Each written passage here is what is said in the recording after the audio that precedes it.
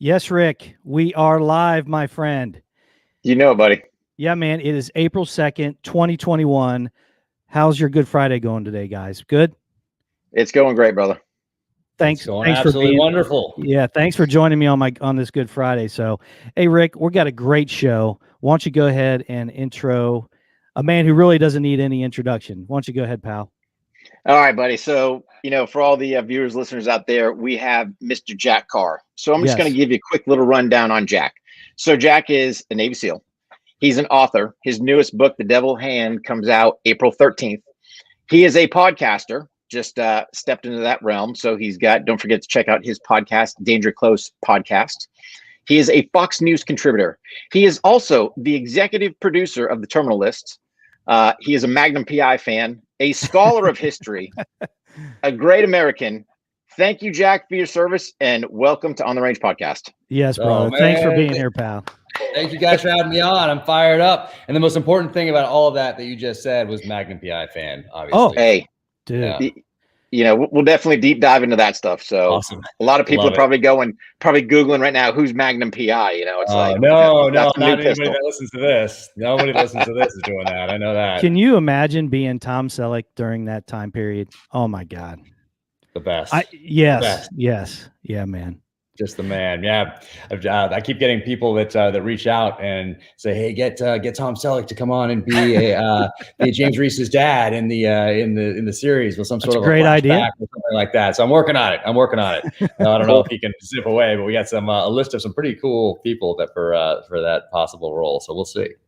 That would be awesome. That would be great. We really appreciate you coming on the show, and there's no surprise that you were receptive to coming out and being on the show. We were talking before the show about, we had an opportunity to meet you at SHOT Show and had a conversation with my wife and and I really appreciated how you were engaged and very present during that conversation. It really meant a lot to us, and we had a lot of fun meeting you. So again, thanks for being here, and congratulations on your 4th installment of this series of The Terminal List. And how is that going as far as sales? What the paperback is out now on Amazon, correct? Is that where we're at? So we are no, nothing is out yet for Devil's Hand. That's April 13th. Hardcover hits same day as the audiobook and ebook. And then the first 3 books are out there in all formats. So those are out there. Though I found out that it's very difficult to find a hardcover edition of The Terminal List. People reach out to me every week asking how they can get one, and there may be a reprint coming soon, I'm told. Oh, so good, nice. Good. Yeah. So everything's going great. It's crazy. It's crazy gearing up for this thing, doing getting the series off the ground for Amazon, getting that filming done with some amazing people out here in LA right now. And then, full 2-week sprint through book launch until April 13th. Wow. Through April 13th. Yeah. I mean, you're on fire. It's a little busy. Yeah. But it's great. Yeah, no, it's fantastic. And that writing book 5 at the same time. So wow, a lot of things going on. But I feel extremely fortunate that the books are resonating and that we have this incredible group of people. I mean, for people that have tuned into or seen me on podcast before, jumped on my Instagram, which is Jack Carr USA, you'll notice the different background here. It's because I'm on the road, very LA, very California behind. Very LA. Just how it goes. Yeah. You covered that part, so that's important.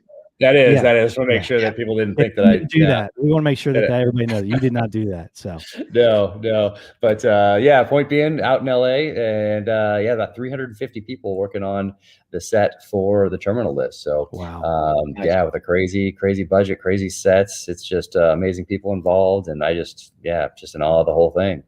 Wow. Congratulations on that, by the way. That's going to be awesome. Now, you're the executive producer, correct? That's right. Executive producer. And then I've advised on the scripts as well, which is great. And I'm pretty involved. Chris Pratt wanted me involved. Antoine Fuqua wanted me involved. He's directing.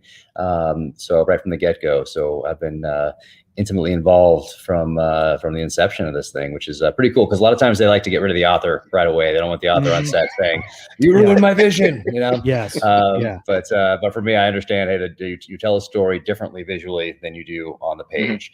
And my whole life, I grew up reading these thrillers and then watching some of them get adapted to television or to movies, and then also being just a fan of popular culture in general and movies in general. So kind of giving myself this education in the art of storytelling, both through the books I was reading and then what I was watching on the screen. But I didn't really realize that I was giving myself that education. I was just enjoying reading and watching movies. But today it comes in handy. So I'm on the set now, and I can say I can really, add my 2 cents and not have it be for naught. Yeah. Well, it's obvious that you're a fantastic storyteller, but like you said, going from print to film is a completely different animal. Now, how was it pitched? Did you pitch it to someone? Did someone approach you after it got some steam? Were you approached? How did that actually work? Yeah, it was a little crazy. So the book was coming out in March of 2018, and did I lose you guys? Am I still here? You're still there. You're still okay. there. You guys went away, so I didn't know if we had a. No, we make you big every once in a while. So yeah, our viewers would rather see you than see us. They always see us. It threw me off. Almost had to judo chop. So a friend called me out of the blue, and I hadn't talked to him in a long time. We were in the SEAL teams together, and he called me in November of 2017.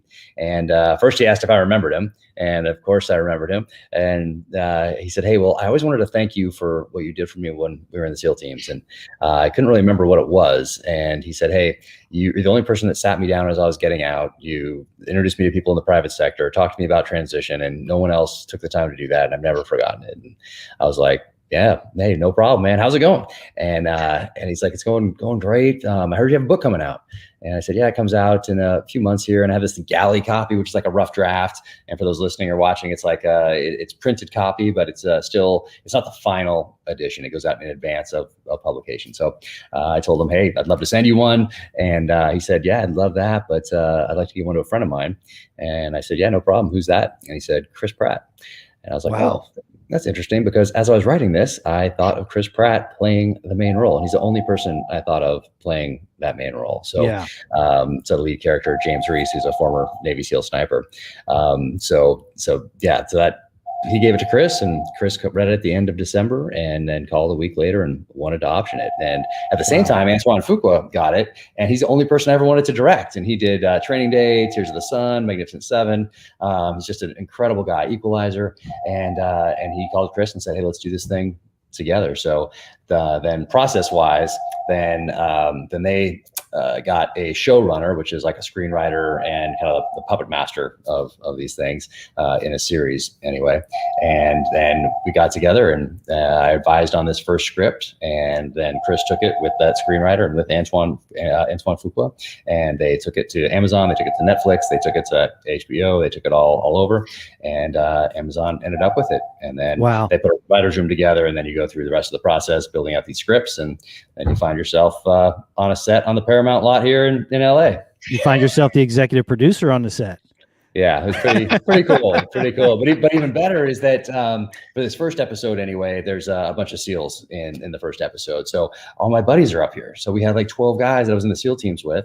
The guy that introduced Chris to the novel has a role, like a serious role in this. Wow. The other SEAls that are in it are because you don't have to teach any movement to these guys. We've all been downrange together. We all know each other. So we're going through doing this movement, and everybody knows what to do. Everybody's feeding off each other, going down these, doing what they need to do, and it's fantastic. The technical advisor is a buddy of mine from the SEAL teams, Ray Mendoza, awesome guy. And just, Ryan Sangster is amazing. He's on the A-dub, just like getting after it. And you can just, I get fired up. I'm watching on these screens from my little like chair area here. We have all these screens and all different cameras, and I want to get in there with them. I feel bad that I'm on the outside. I'm like, I want to get in there with those guys.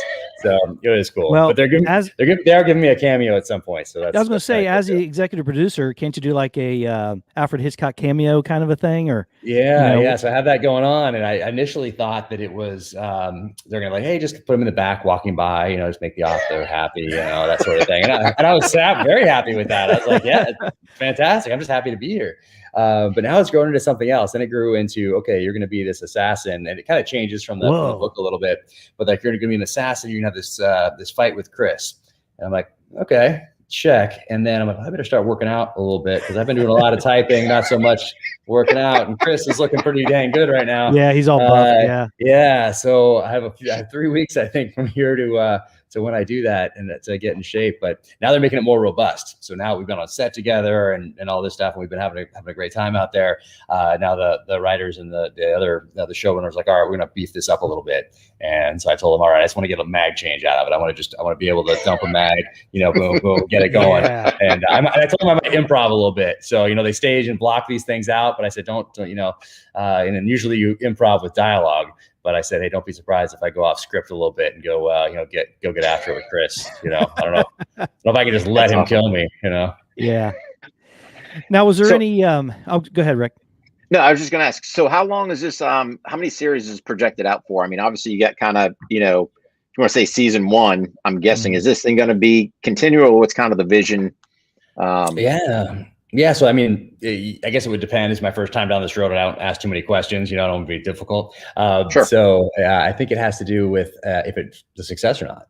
So if it does well, and they probably screen it quite a bit first, I guess, with all the Amazon executives and all that. And if they like it and I'm guessing they test it maybe. And if it tests well, then they probably put a second season, depending on if Chris is available and wants to do it, and if they're willing to pay him to do this thing. So right now it's the first book is the first season, which is slated for 8 episodes, and then second season would be the second book, True Believer, if it goes. So we'll see. Nice. I mean, it's looking pretty good. I mean, it's looking legit. Antoine is just an incredible director and an incredible person, even more so than a director. He's an amazing guy, and I just feel so fortunate and humble that he's at the helm of this thing. But watching him direct and just interact with everybody was just beyond cool. With the preface that you wrote in the terminal list, you mentioned the DoD obligation from your previous security clearances and all that. Is there a similar process that you have to go through? Because I can't imagine what that's like, even though it's fiction. Is there a similar process with that in Hollywood? Nope, of course. Wow. Nothing. Yeah, which is great. I mean, Otherwise, nothing would ever. Otherwise, the government would just be able to control everything. So I'm glad that it wasn't, that sort of thing wasn't written into anything that we signed. So there's nothing like that. Yeah. Well, good. I can't wait for it to come out. Is there any projected release on that?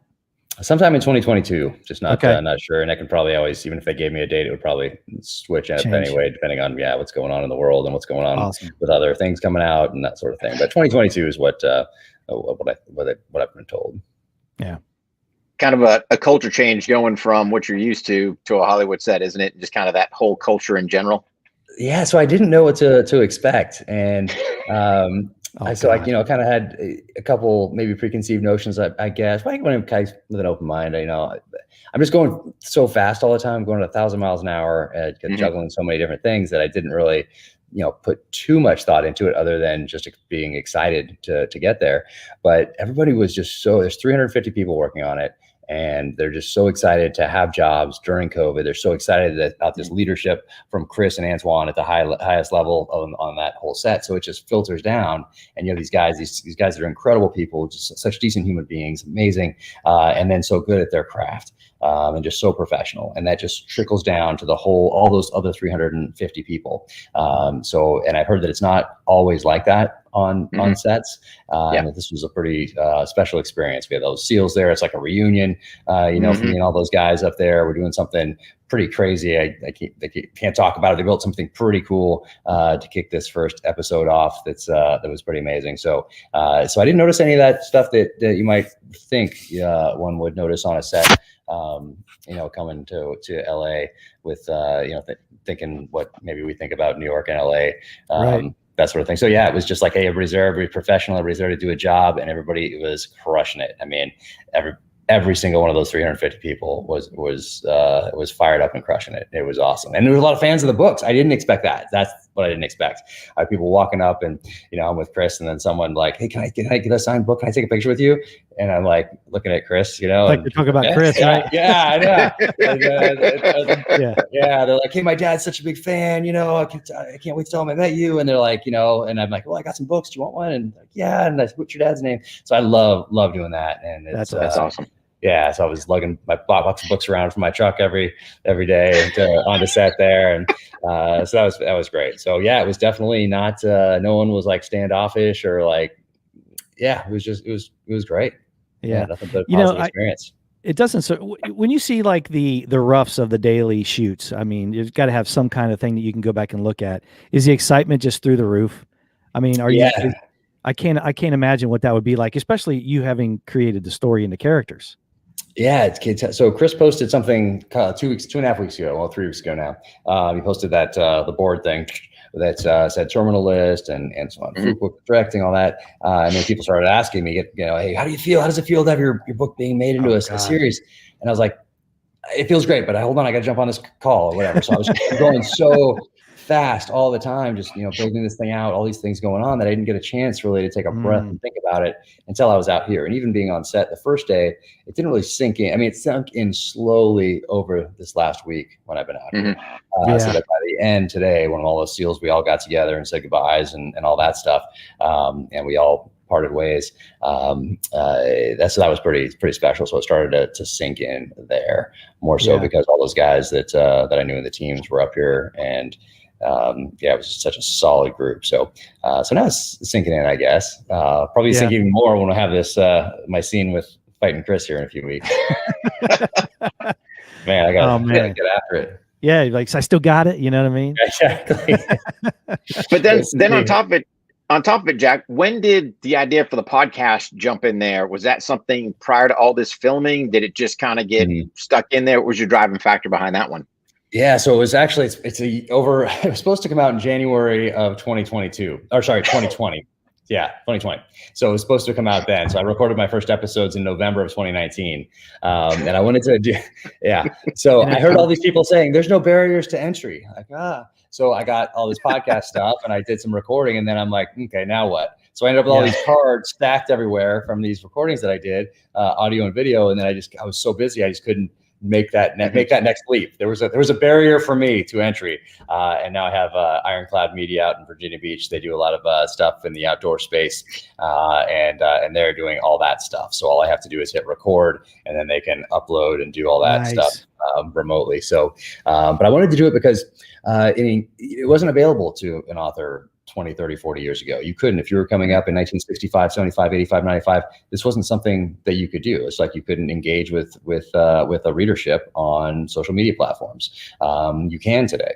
I thought writing was just writing in a cabin in the mountains and you sent the book to New York and then you start your next one. I didn't realize until a couple months before my first novel came out that there was a lot more to it than just that there was everything that you'd have to do in any small business, from the budget to the marketing to the advertising to social media engagement, all of that, the products, like all of that stuff is a part of this. And you have to have different verticals that support that main effort. So a podcast is one of those that is now available. And a lot of times on social media platforms, people ask me questions, and some of those questions are not best answered in a one sentence reply. Right. You lose that nuance. There's no facial expressions. There's no body language. There's no context a lot of times, and people can take it any way they want. And then all of a sudden it just ascends into chaos. So I don't do that on social media platforms. This podcast will be the way that I address some of those, answer some of those questions. And then at the same time, I get a ton of questions just about the books or about the gear or how it was inspired by this or that. So rather than, doing these long in-depth posts, which a lot of times I do on history or things like that, this is a different medium to explore some of those other things that aren't best talked about or portrayed through the other social media platforms that I'm on, like Instagram, Twitter, Facebook. So it was that was the idea, and then finally now launching over a year and a half later. So to those that I had on the podcast in November of 2019, who I told would be coming out in that next month or 2 months later, I apologize, and we'll get them up here soon. So patience. So Jack, we'll release yours in, I don't know, maybe 2022, 2023, Yeah. Oh man, crazy. So now we're on a schedule. So now it's one a week. Every Wednesday they drop, and kind of getting that dialed in now with all the the graphics and all that, figuring out the system to be as effective and efficient as possible with everybody's time. So and how I feel about all that is that people with the books, whether they're reading it or it's the audiobook they're listening to, that they've trusted me with their time. our most valuable commodity. And same thing with social media posts. Like they've trusted me enough to follow me on these different platforms. They've trusted me enough to take the time to sign up for my newsletter. So I take that very seriously, and I don't just like repost a funny meme or whatever else. I put thought into these posts because I want to offer something of value to those who have trusted me with that time. So I put a lot of thought into all those supporting efforts that go into allowing me to do what I love to do, which is write these novels. You know, the podcast that you've put out just recently with Mike Glover and some of the other guys, the guy from Thunder Ranch, man, those were great. Now the productions are unbelievable, and I noticed that. Are they the same ones that did the trailers for the initial books as well? Exactly. Those are fantastic as well. Thank you. Yeah, I wanted to do book trailers that had never been done before. I wanted to kind of up the bar on those trailers. So for the first, second, and third novels, they're like movie trailers. And that's why I got to know Ironclad Media, who's doing the podcast now. But I didn't have time to do it for this fourth book. There was just so much going on, launching the podcast, doing the scripts, coming out to LA, launching this fourth book, writing the fifth. And I have 3 kids and a dog and a wife. So all that sort of thing. Oh, man. It's been crazy. So no trailer this time, but that's just how it goes. Because the last one you were in, right? I saw you running around in your. I had a few people like that was somebody else, but then I had to do a couple things for it as well because they were worried he's gonna put this knife stab into the table. We thought he might slice his hand, so I didn't want to be in it. I wanted to have it separate, but I did have to jump in there a couple times. Yeah, that was sweet. Yeah, they're fun to do. And something had to fall. I had to prioritize this time around, and that was just something. We moved in the middle of all this as well, and of course the kids are in the house with COVID stuff going on. At least last spring into early summer. Oh yeah. So it was a chaotic year for everybody. Now you do a lot of contributing on Fox News. I've started to see you quite a bit more. How did that all evolve? I mean, were you asked to come on the show? I know you're friends with some of the folks that work there. How did that all shake out? Yeah, so Tucker Carlson and I have a mutual friend who put us in contact with one of an article that I wrote about some of the civil unrest over the summer.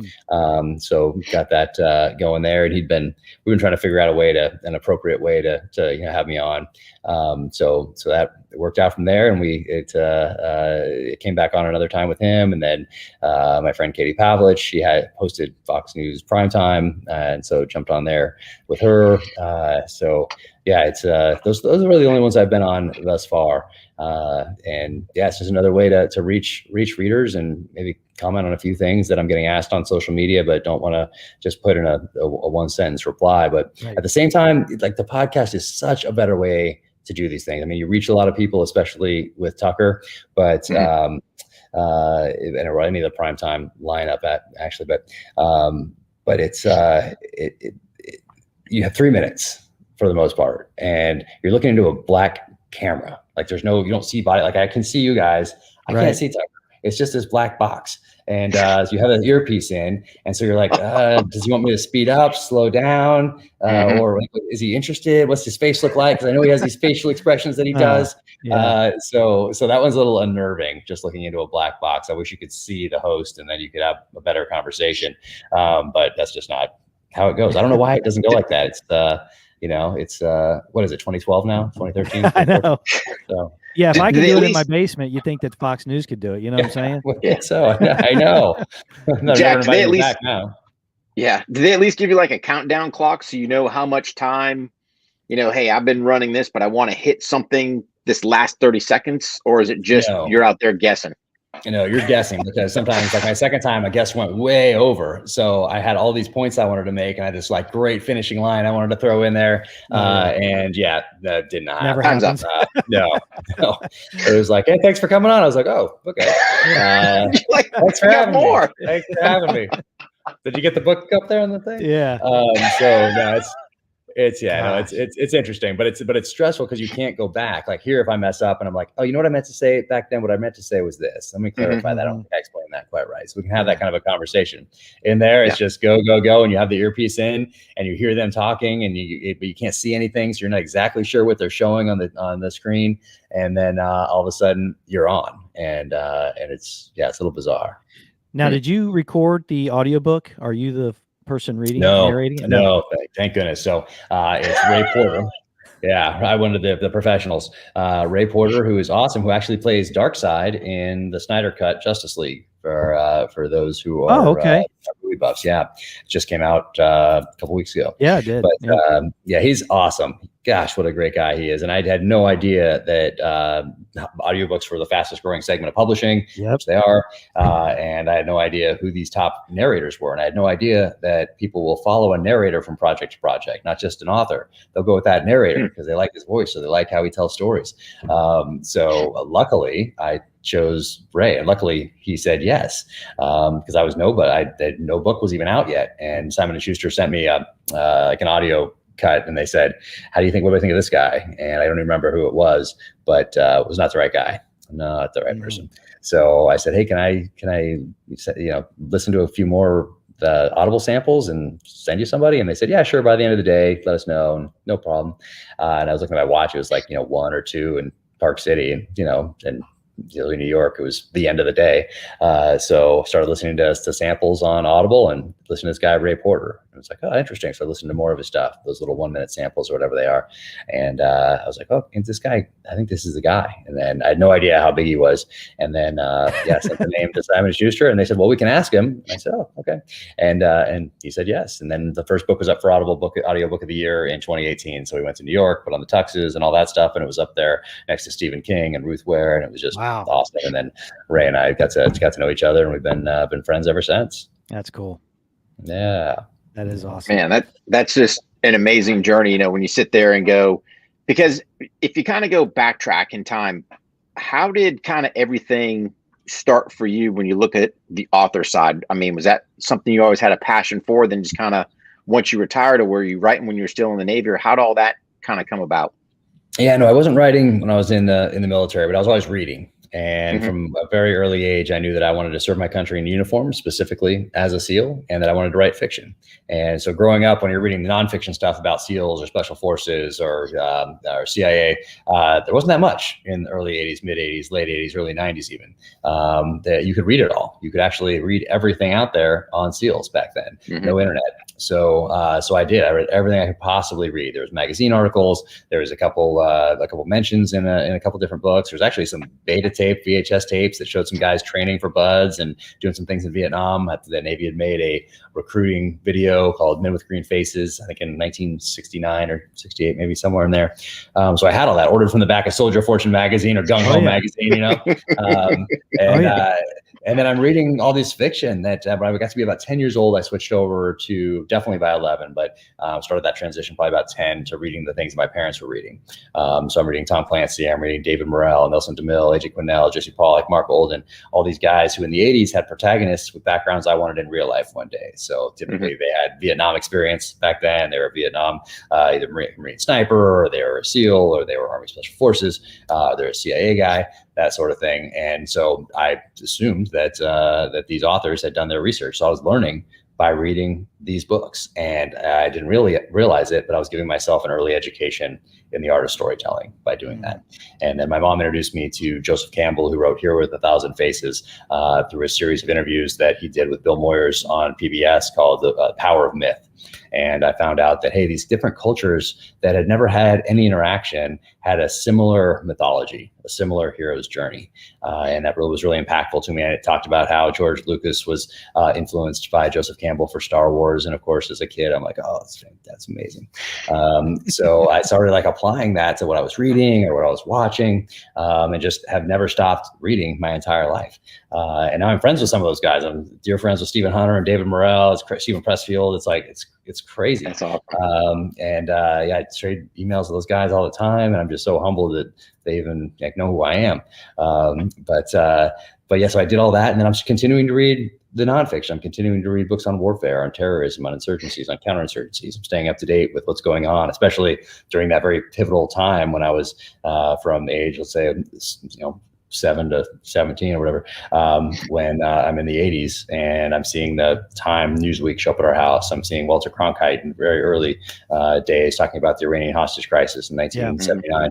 I'm seeing him count down those days with my parents. I see the cover of Time and Newsweek that has the TWA 847 hijacking on there. I remember the Marine Barracks bombing, like all these things, obviously Pan Am 103, like a little later. So all those things were very impactful. Achille Laurel. And then I'm compounding that with popular fiction, with popular culture through film.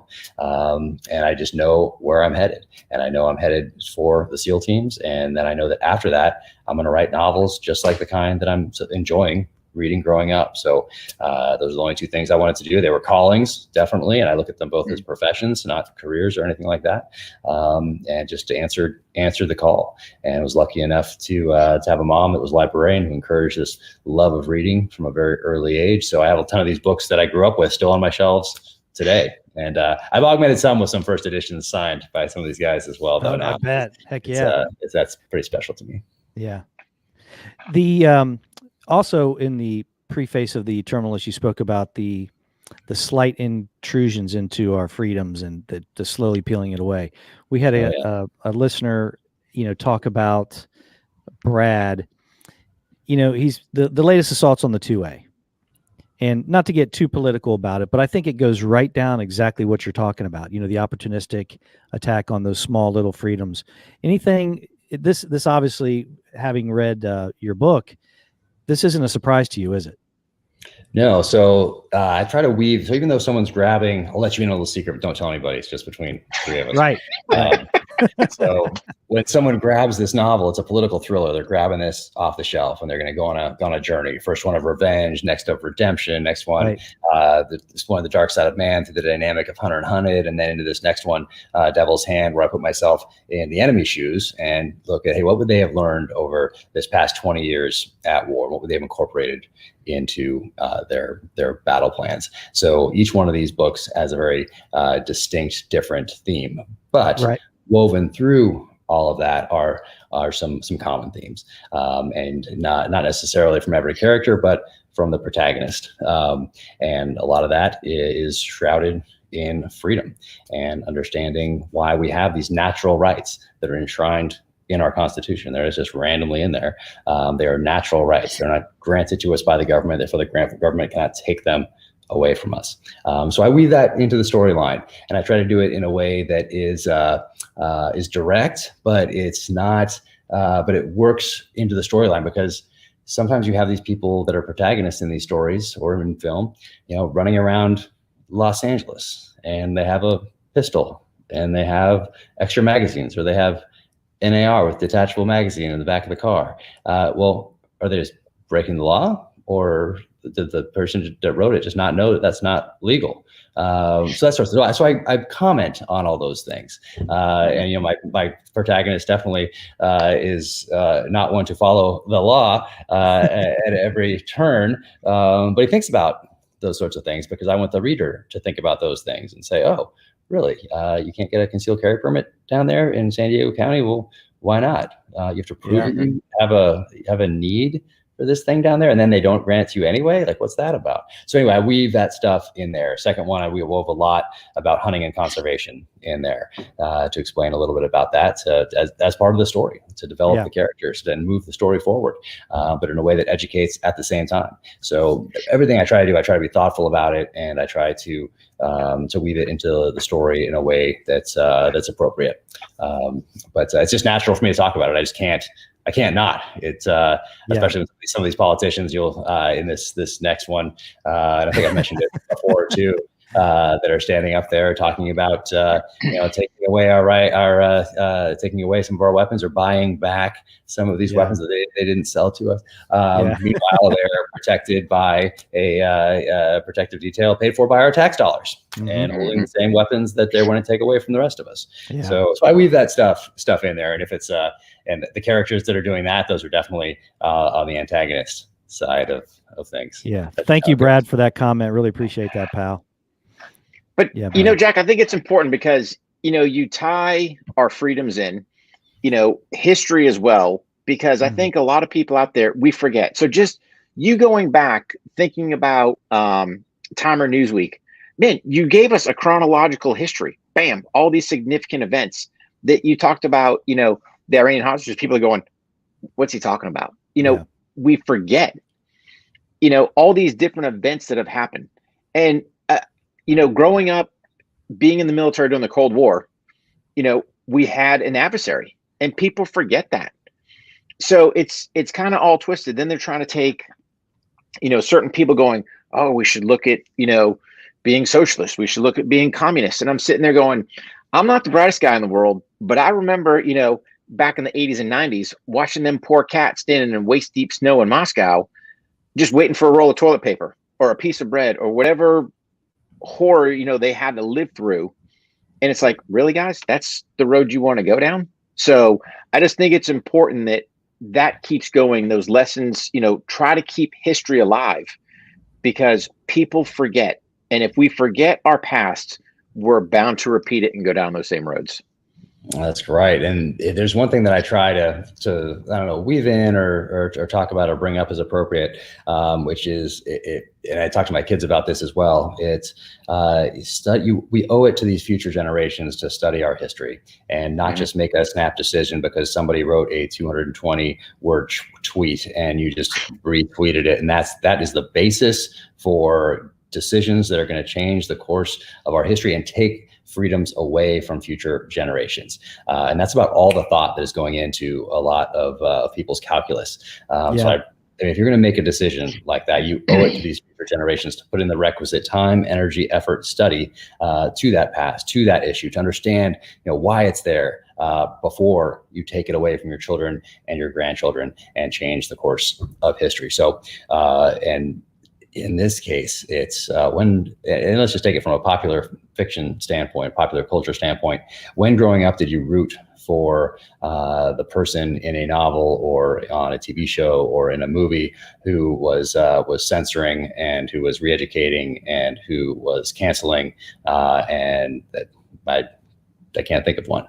Those were always the bad guys growing up. So for me, it's just take the time to study that past before you make a snap decision based on someone's tweet who obviously did not take the time, energy, and effort to put that requisite effort into the decisions that are going to change the course of our nation. So it's a tough time. There's no doubt about it. And I feel not so great about our kids' future and their kids' future. But try to remain as optimistic as possible and try to do my part by weaving some of these things into the stories and talk about it, on Twitter in a way that's thoughtful, that hopefully makes some other people on the other side or in the middle, or that just aren't paying attention because they have to raise families and they're starting businesses and doing all the rest of it, and they just can't put the time into these things. But maybe they like bow hunting, or maybe they like tactical shooting, or maybe they like reading these thrillers, and maybe they hear something from me or read something in a story that says, you know what, I got to take a breath and look around here a little bit and maybe talk to my kids about why they have these freedoms.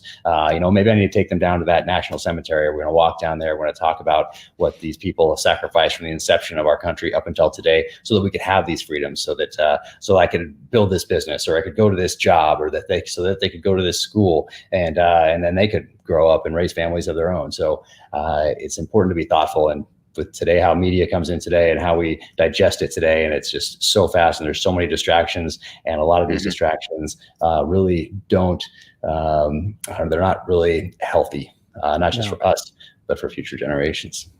Yeah. And the other thing people need to do is do their research. So, we sit there and take this magic box that gives us information, and we think whatever this magic box tells us is the gospel. And it's like, yep, good to go. It's like, stop. And maybe it's just because of us generationally, where we did have to go to the library. I say something like a card catalog and people would be like, what are you talking about? It's similar to this payphone idea. We had some antiquated things back in the day, but I think personally, it drove us to be better researchers, look at multiple sources for information versus just taking, one thing and going from there. So you had to put effort in. I mean, you had to ride your bike to the library. You had to go, you had to go ask your one of your parents for a ride to the library. You had to take the bus to the library. So that's effort. Or you could sit there on the couch doing nothing, and that's not a good option. Today, you can sit there on the couch and do nothing while doing all sorts of things. All these Yes. distractions are coming through that magic box. Even if you wanted to watch a movie back then, you had to get on your bike and ride to the video store, and then you had to hope that it wasn't rented already, or you could look in that return box and, you know, Be Kind, Rewind, see if they did that, and then maybe drive back and put it in, press play, you know, that sort of thing. Or you could wait for your TV show to come on at 8 or 9 or whenever that was, or you could play Atari 2600, but you can only do that for so long, or you go outside and climb a tree or shoot a bow or you know, do some sprints and, you know, all that. Be back before dark, you know. I mean, that's it. Such a man craziness. Yeah, but it's an investment of time. It's when you invest that time in something, and here it's so easy. It's so easy to put something in. Oh yeah, that's Arnold. No big deal. Nice. But you can just type it in, and bam, it's like it's there. You know, like you didn't have to put much effort in. Like the least amount of effort that you had to put in was, back in the day, ask your parents how to spell something, and what would they say? Look it up. Or, you know, ask them something that you type into this magic box. Guess what you did? You went to the encyclopedia. If you're lucky, you had the Encyclopedia Britannicas lined up there. A to Z. And I'm trying to collect one from each decade, a nice set from each decade, like starting in the 40s, 50s, 60s, 70s, 80s, 90s, and have those on the shelf, because history can be changed.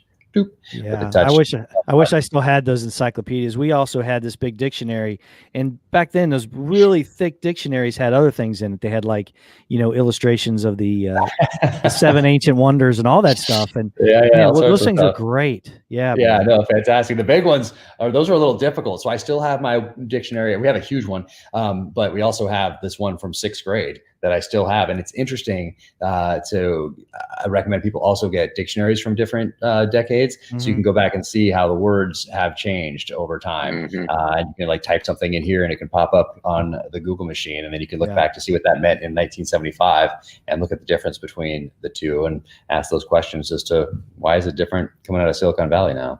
I don't know. But those were cool. You're gonna had its own stand. I have an idea or two.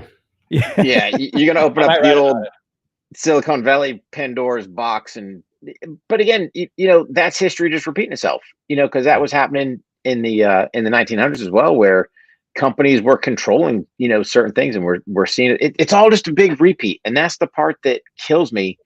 Is nobody's sitting there going, "Hey, man, we've seen this once before."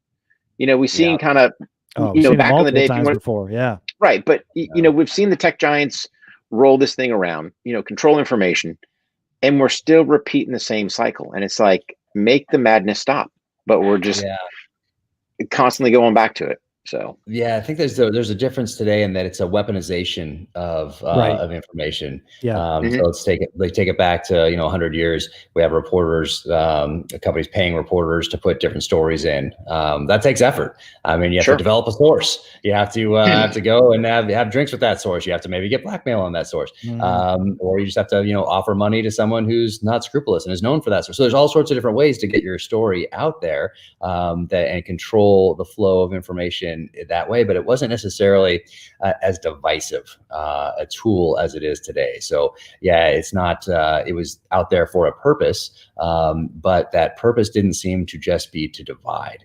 And it seems like today, where everybody has this, and also to get that information back then, someone had to go and pay for a newspaper and then carry it home and sit down and then read it. So there's differences there, I think, but just the divisive nature of this instant access to information and communication on so many different platforms is just lends itself to, well, just like anything, people are going to adapt, and they're going to weaponize it and use it for their purposes if they can. And social media and this technology just makes that easier for people, because anyone can do it. If you were picking up that newspaper back in the day, how are you going to then turn around from your kitchen table and use it to divide the country or weaponize that information against somebody who didn't hold a belief that you did? Well, now you can do that from the magic box here with a reach. Much easier to do that now. Absolutely. Yeah, it's tough. It's tough. Now, the podcast, I know you spoke about the interaction with your viewers and the readers and all that stuff. That's one of the things that Rick and I really enjoy about it, is the interaction. Where do you see that going? Are you going to continue that? Because I can't imagine that you're going to stop, you know, writing your books anytime soon. Oh no, yeah, no. The book, the books are the main effort. It's what I love to do, and the podcast is just really to explore some of those things and expand the readership through a way that wasn't available 20 or 30 years ago. So it's if it doesn't take away too much. I need to keep it to one a week though.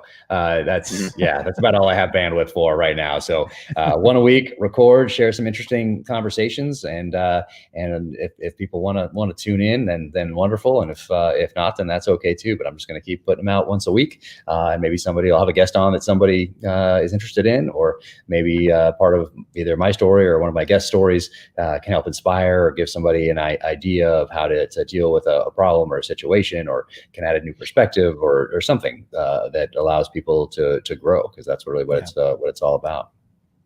Awesome. Yeah. And that was kind of, with us, is trying to get the word out there, especially with everything, all the craziness that went on last year, and you bring up a great point, Jack, because you're like, everything is what you make of it. And yes, we can sit there and go 2020. Oh, and everyone goes, oh, but we sit there and go, hey man, there was a drama where we couldn't get out. We couldn't get the word out. You've got social kind of mandating what they can say, what they can't. Oh, you want to talk about guns? We're going to blacklist you, yada, yada. Cool. Let's open up a podcast. We can still get our message out there.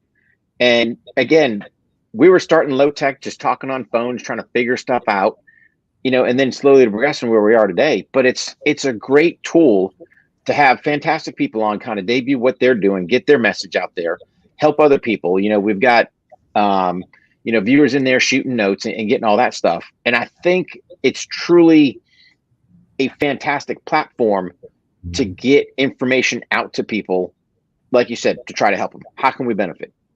People are struggling, people or whatever, and just lift them up to sit there and go, I say this, if you go 2020 was a bad year, I go, shame on you. What did you do to try to help yourself? And I think we've gotten into a kind of a position as a country where we're looking for what's the easy button to press. It's that good old fashioned hard work, kind of going back to, like you said, be the kid sitting on the couch, or you can go out and do some stuff. Yeah. And I got it. There were some people got hit economically hard, without a doubt. I'm not going to turn a blind eye to that, but it's like, what can we do to kind of make ourselves better, incrementally better each day? If you're doing that, I think that's a success, to get people going and try to have that vision to go just a little better each day, a little better. So no, absolutely. And it's, I talk to people about, hey, if you went into last March of 2020, last April of 2020, and didn't feel quite so prepared, what were those things that you could have done better? And it's not just identifying them. Maybe you identified them in March or April last year, but did you act on them? Did you then turn that knowledge into wisdom? And did you share that with your kids? Do they know how to use fire extinguishers now? Are they on the different levels of your house? Did you go outside and teach them how to do that? Do they work? That sort of thing. Did you feel like, oh, maybe I should have a firearm in the house just in case I call 911 and no one shows up to magically protect me from someone breaking into my home? Oh, how do I do? What should I get? Okay. Do I need some training? Yeah. Probably. That's probably the most important part of it. And, little things like having, flashlights and headlamps, and having somebody to filter water, and having some extra food, and just those things that allow you to have that base level covered, so that when something does happen, whether it's civil unrest, whether it's a natural disaster, no matter what it might be, that you have that base level covered. So you're not wasting bandwidth on that. You're devoting bandwidth to where it needs to go, which is solving that problem, and whatever that problem might be. But I did learn an interesting term this week, and it's called, you will fix it in post.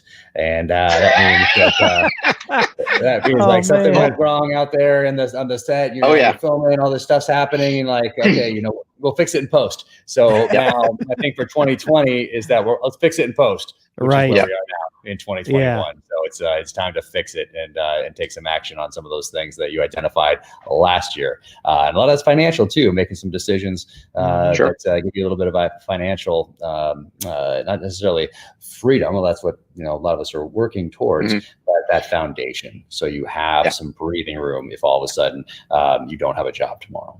Yeah.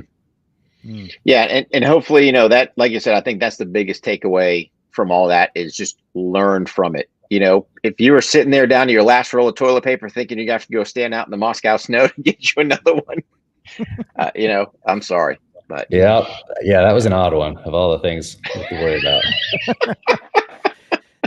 Well, you certainly got a lot going on. Is there anything that we haven't touched that you got going on that's coming up? I know you're busy with the production of the show and those kind of things. You have anything coming out? I see you got your hat. That's your hat, correct? Yep, have the hat here, launching the merch again. So it was just my wife and I packaging up merch this last year, and finally we got to December, and I did this 1,000 card giveaway thing, and I forgot to tell my wife about it. And she's the one that prints all the things, everything out. And she's like, "What's all these cards that just arrived? All these things." I'm like, "Oh yeah, I'm sending out 1,000 Christmas cards." She's like, "What? What did you say?" Like, "Yeah, can you just print those things up?" That was a lot more work than we thought. So after that, she was like, "Okay, it's time to outsource this." So now we're gonna have a fulfillment center start doing it here in a couple of weeks when we relaunch with a couple different like product line type things that'll launch throughout the year, kind of limited edition stuff, like 4 or 5 different launches, and do it like that, but all through, not out of our bedroom and kitchen. That'll be great. Time to professionalize this operation. Yeah, totally. Wow. Well, good luck with that. Thank you. I was just going to ask it. Do you got any recommendations for veterans getting ready to transition, whether they're retiring or just getting out? You know, you got any pearls of wisdom from your experiences, you know, from the entrepreneurial side, things to try to set themselves up for success? Yeah, it's not to try to recreate or think that you can recreate on the outside what you had in the military. And it's not just for the military, it's anything. It can be law enforcement. It can be that means I have another interview coming up in 5 minutes. But where was I going with that? Now I'm like, what interview do I have next? Jeez. Where was I going with that? Not creating the military in the civilian world. So that was one chapter. That was one chapter of your life. It doesn't have to be any of that. It can be a divorce. It can be a death of a loved one, just changing jobs. It can be anything like that. It doesn't have to be military special operations. It doesn't have to be transitioning out of the NFL. It doesn't have to be transitioning as an Olympic athlete or anything like that. It can be any sort of transition in life. But all those experiences and whatever chapter that was it's a foundation on which to build, not to stay muddled in. So I saw a lot of people as they were getting out, they had a hard time leaving the SEAL teams behind.